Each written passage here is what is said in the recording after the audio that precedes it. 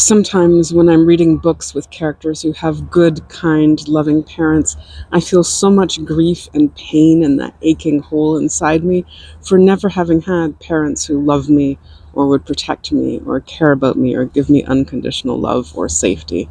Instead, having torture and abuse and rape and being hated. And it is such a hole inside me.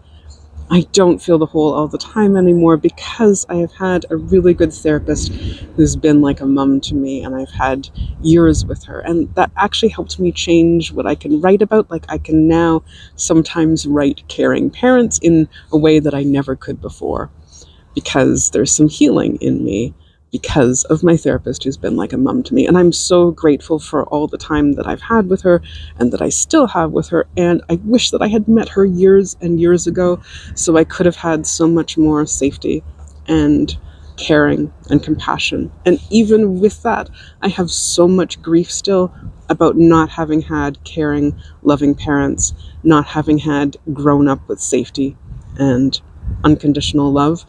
And if I had had that, if I had grown up with that, of course I wouldn't have DID. I wouldn't have had to split off and dissociate to survive. I wouldn't have the extreme depression and anxiety that I have and that I live with, or the cPTSD, or so much else. And I would just know what it's like to be secure and feel secure and loved. And some people who grow up with that, they might take it for granted, but it is such a huge gift.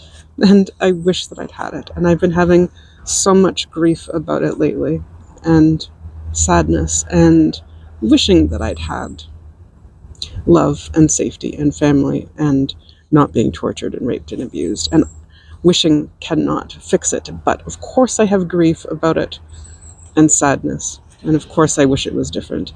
And I do parent myself and reparent parts inside me. And I try to give myself all the compassion and love that I can. And I have a huge deficit from all the torture and rape and lack of unconditional love and safety. And not just that, but growing up with hatred too. But it has helped so much to have a good, loving therapist.